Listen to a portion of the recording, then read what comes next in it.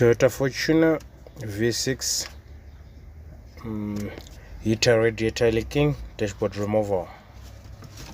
As you can see, the heater on this, the radiator heater for this thing stays behind this airbox. So what is happening here, you have to remove the whole dashboard and the whole everything, steering out